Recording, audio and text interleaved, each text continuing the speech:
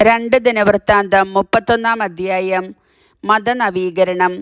ഉത്സവാഘോഷങ്ങൾക്കു ശേഷം അവിടെ സമ്മേളിച്ച ഇസ്രായേൽ ജനം യൂദാ നഗരങ്ങളിൽ ചെന്ന് അശേര പ്രതിഷ്ഠകളും സ്തംഭങ്ങളും ഇടിച്ചു നിരത്തുകയും യൂദാ, ബെഞ്ചമിൻ, എഫ്രായിം, മനാസെ എന്നിവിടങ്ങളിലെ പൂജാഗിരികളും ബലിപീഠങ്ങളും തകർക്കുകയും ചെയ്തു.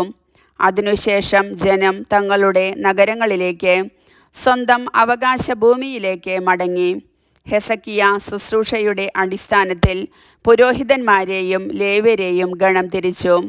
ദഹനബലികളും സമാധാന ബലികളും അർപ്പിക്കുന്നതിനും കർത്താവിൻ്റെ പാളയത്തിൻ്റെ കവാടങ്ങളിൽ ശുശ്രൂഷ ചെയ്യുന്നതിനും സ്തുതിയും കീർത്തനങ്ങളും ആലപിക്കുന്നതിനും അവരെ നിയോഗിച്ചു.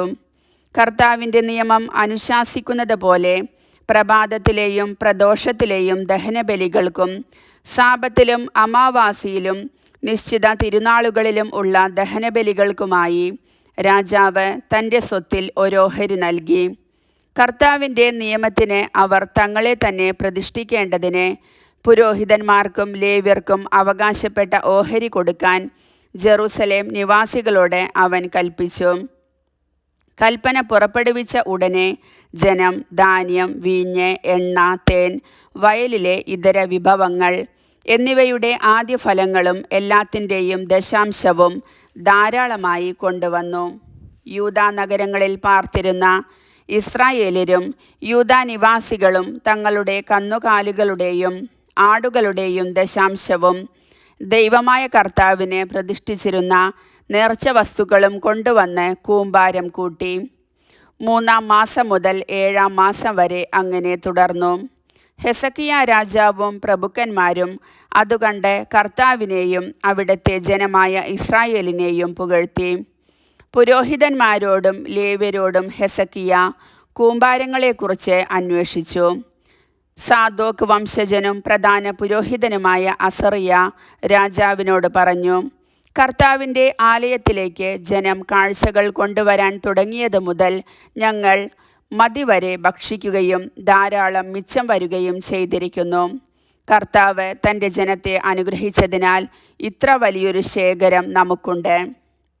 ഹെസക്കിയായുടെ കൽപ്പനയനുസരിച്ച് ഇവ സൂക്ഷിക്കുന്നതിനായി കർത്താവിൻ്റെ ആലയത്തിൽ സംഭരണശാലകൾ ഒരുക്കി.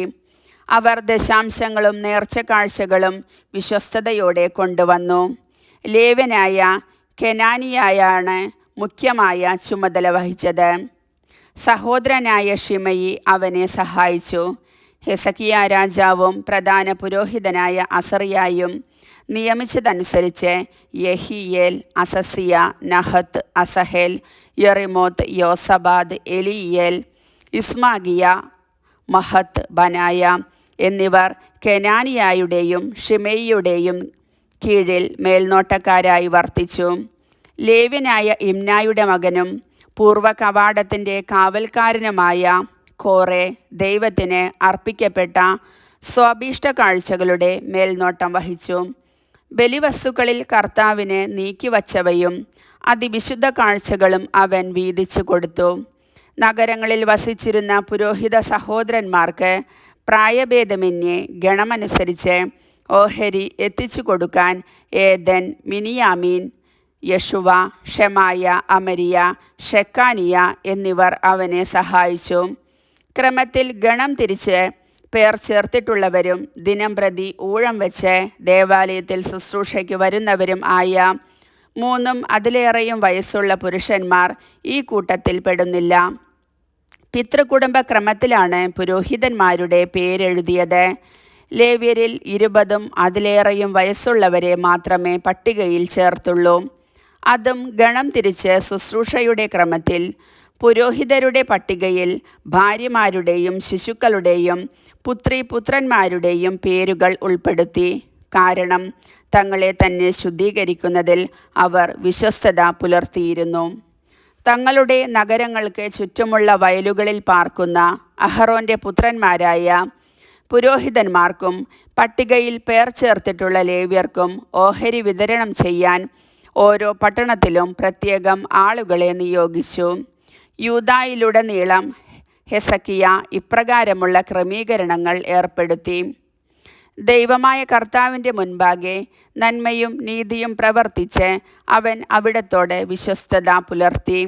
ദൈവഹിതപ്രകാരം നിയമവും കൽപ്പനകളും അനുസരിച്ച് ദേവാലയ ശുശ്രൂഷയുമായി ബന്ധപ്പെട്ട എല്ലാ പ്രവർത്തികളും അവൻ പൂർണ്ണ ഹൃദയത്തോടെയാണ് ചെയ്തത്.